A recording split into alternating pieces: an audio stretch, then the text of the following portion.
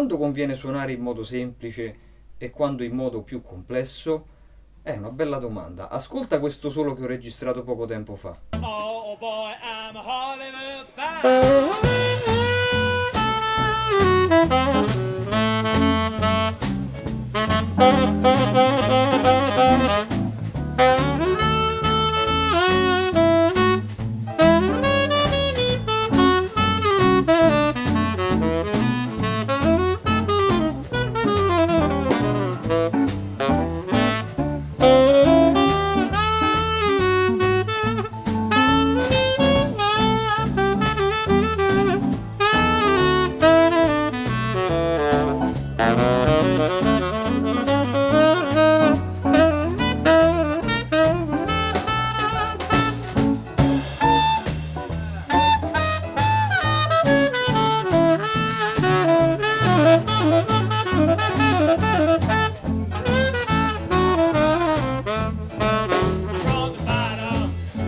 Questo è un brano dal titolo From the Bottom, è un rhythm changes in La, in questo caso, quindi in Si per il tenore, anche una tonalità così non molto frequente. E voglio dirti che cosa ho fatto in questo solo, perché in un contesto come questo, quindi più R&B, secondo me è importante suonare in modo più semplice, più diretto, più coerente con lo stile del brano. Oh boy, I'm Hollywood bound. Allora, va va ra ra. Quindi qui è... Vabbè, non so rifartelo identico perché chiaramente quello è un solo che dal vivo ho improvvisato, però sto mischiando la pentatonica minore con quella maggiore, ossia questa è la minore,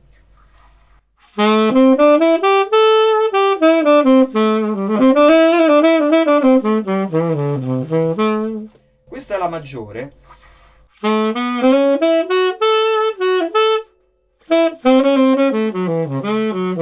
ovviamente con le blue note annesse, quindi nella minore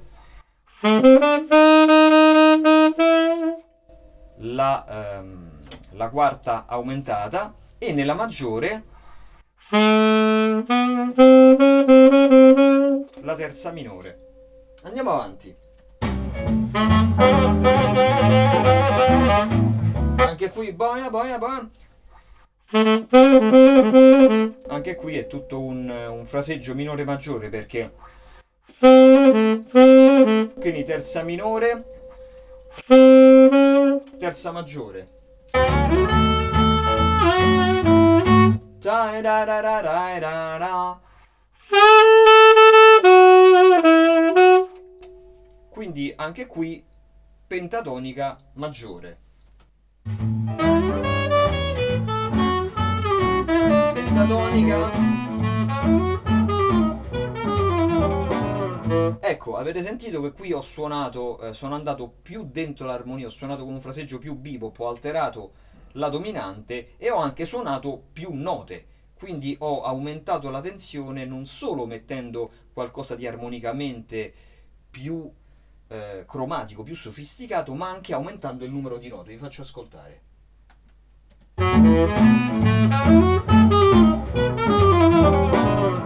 Quindi posso scegliere di alterare l'accordo ridominante Fa diesis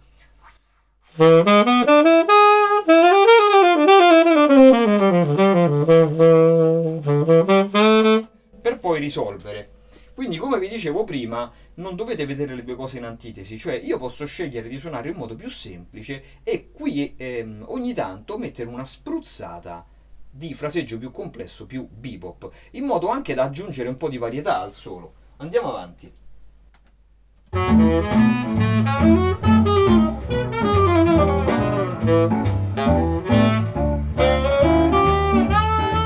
Pentatonica. Ah, dai, do, de, do, de, do, de, do. Allora, qui l'accordo è Si settima, il primo settima, quindi questo.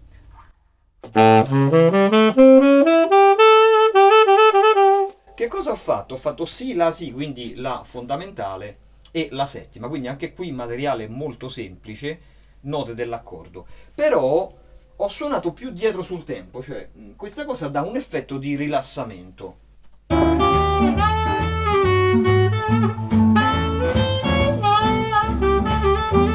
Quindi non è double do dip die do de do de do de do, ma double do dip die do de do de do de do. Questo è importante ogni tanto, specialmente su questi brani, quindi tempi medi, c'è margine di suonare più laid back, più, quindi abbiamo vari parametri, cioè un parametro può essere quello dell'armonia che utilizziamo, cioè che cosa vuol dire? Del materiale che utilizziamo sugli accordi, quindi la pentatonica ci dà un fraseggio più semplice, altre scale come potrebbero essere la superlocria o anche la diminuita possono darci invece un fraseggio più complesso, più cromatico e anche le approach notes fra gli accordi ovviamente. Un altro parametro è il parametro del tempo, cioè possiamo scegliere se suonare in modo più preciso, più netto sul tempo, che è quello che ho fatto quando suonavo la scala più rapida, quando ho alterato, e poi rilassare suonando più laid back. Cioè, vi faccio riascoltare, più preciso.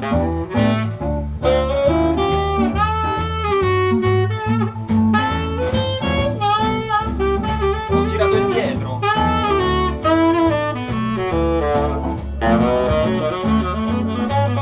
Bebode, bebode, bebode, bebode. Eccetera. Questo qui è un arpeggio di do diesis, quindi anche qui sono ritornato a un materiale molto più semplice, cioè semplicemente le note dell'accordo. Ecco, pa be poi o ba. Qui questo è il quinto grado, quindi l'accordo è fa diesis perché siamo in si.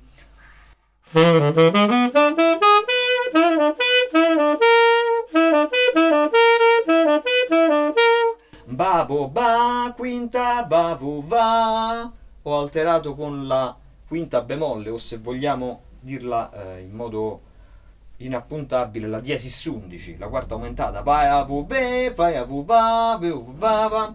Anche qui quindi un fraseggio semplice con una piccola spruzzatina, un piccolo colore di fraseggio più complesso.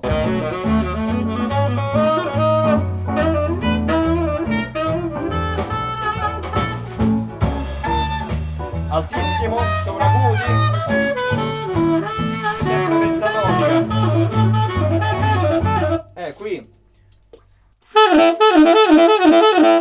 questa è una frase brecherosa, brechereggiante, come si dice, anche se non è il mio stile, però qui ci stava bene, l'ho utilizzata.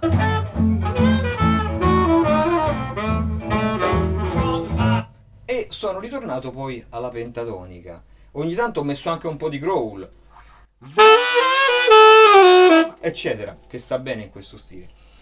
Quindi oggi voglio dirti questa cosa qua importante, cioè quando suoniamo, ed è una domanda, non è una domanda facile, anzi è una cosa che posso dirti che io personalmente mi pongo ogni volta sperando di riuscire a fare, perché non è assolutamente facile, però come dire, è meglio pensarci che non pensarci, cioè sto suonando qualcosa che aiuta il brano, che è in stile, che calza con la situazione in cui sono, con il tipo di concerto, con il tipo di pubblico, con il tipo di brano, o sto suonando qualcosa che ho studiato, sì, che è giusto sugli accordi, ma che forse non è proprio adatto al contesto. Quindi, secondo me questa è una domanda da porci e lavorando anche in modo non assoluto, quindi posso scegliere di privilegiare, come ho fatto durante questo concerto qui, un modo di suonare più semplice rispetto a quello che faccio di solito, però con un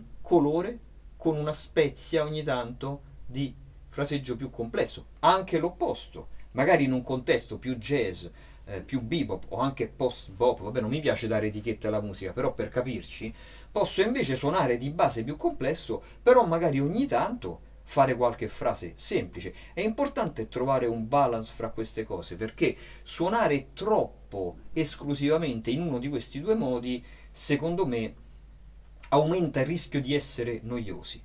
E per oggi è tutto, se ti piace questo video ti invito ad iscriverti al mio canale, ogni settimana cerco di pubblicare un nuovo video, fammi sapere nei commenti che ne pensi, ci vediamo la prossima settimana. Ciao!